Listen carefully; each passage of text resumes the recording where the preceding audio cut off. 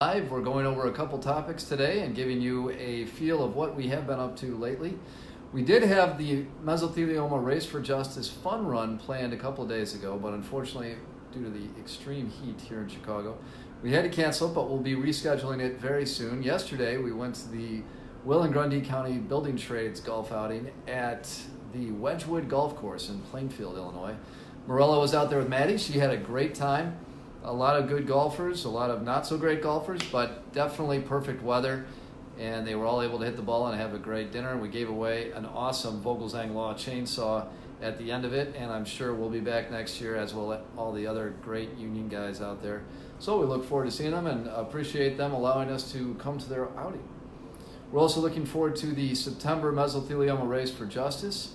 That's on September 21st. You can register now for $40, and you will have the privilege of running a 5K on a beautiful Saturday morning. So you can also walk it. Don't feel pressure that you have to run as fast as you can or wear yourself out. Have an enjoyable walk. And then there is, of course, the option of just relaxing, hanging out. We'll have a DJ and wear a cool t-shirt or help raise some money for a great cause, and that's mesothelioma research. So we'd love to see you out there. Again, you can register anytime on our website, or it has its own website, and that's called the Mesothelioma Race for Justice. So today we're talking about the origins of asbestos and what products it's in and how it got there. Asbestos is a mineral. It's mined from the ground. It's like copper or uranium or any other mineral, and you can find deposits in Canada, California, Vermont, Turkey, South Africa, China, India, you name it. There are deposits of asbestos, and there's different fiber types of that asbestos. But what I'm getting at is how it got into all of our products, because if we, as humans, just left it in the earth, we wouldn't have this problem. But it's not really our fault. It's the generation before us and the generation before them, and then it's a problem that perpetrated and nobody really stopped and fixed it. And so some companies did, some didn't. When they started mining it, it was in the 1920s and 1930s, and really when it caught on from a popularity standpoint in the West was for all the ships that were used in World War II. So that really included the United States. In the 1930s, we were insulating all our ships because if there's a fire on a ship in the middle of the sea, there's no fire truck that can come and rescue you. So you need fireproofing materials, and asbestos is one. But asbestos wasn't really used for its fireproofing. It was in that particular instance, but it's also a great binder of materials. So if you want it in a slurry of something that you're going to bake in a construction product, you can add asbestos. That binds the materials, and then it will stay together better. So after World War II, all these industries that had been working for the government to make Navy ships or to get involved themselves started figuring out that asbestos was a great resource, something that was very cheap, available everywhere, huge mines in Canada, so they could import it very easily, and then of course from Africa as well. So without the money coming in for the government to use it in Navy ships, they put it into R&D departments, research and development, and figured out how they can put asbestos in things like floor tile, floor shingles, siding, joint compound, asbestos cement pipes, so sewer pipes, water pipes, cigarette filters, Kleenex, paper, friction products, brake pads.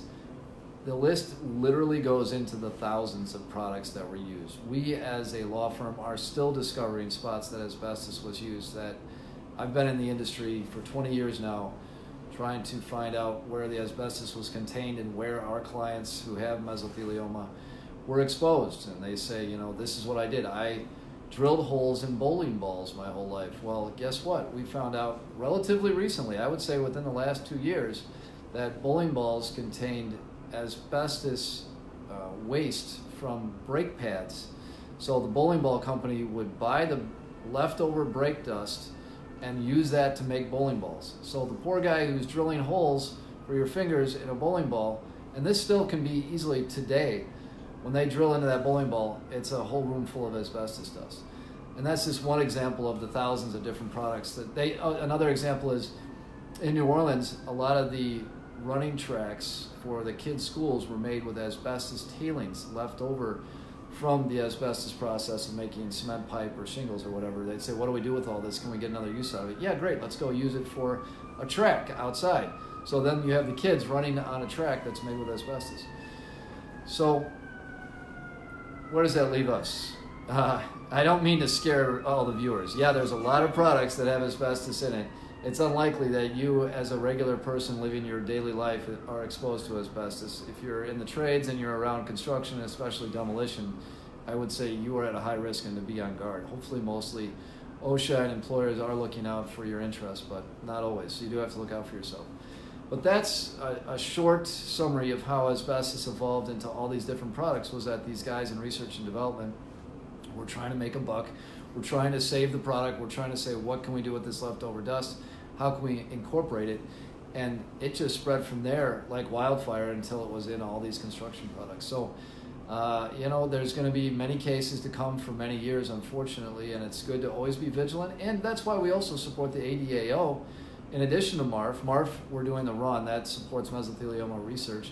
And the ADAO is the Asbestos Disease ADAO Awareness Organization to try to ban asbestos and say enough already, because even if you're going to continue to bring asbestos and use it in this country, then you have to set safe limits. And OSHA says there's no safe limits. So why are we allowing asbestos to be in this country at all? And that's our position, and that's what we'll continue to fund and continue to fight for. I hope that was informative. I hope it wasn't too much. Of course, anytime we delve into these topics, there's many more feet to go into this thing. You can really get into the weeds on some of the details of this, and that's what we do on some of these lawsuits. But I hope it was informative and enjoyable. We will see you next week for another Ask VL Live, and feel free to suggest any topics too if you have some other questions out there. Thanks a lot, and see you next time.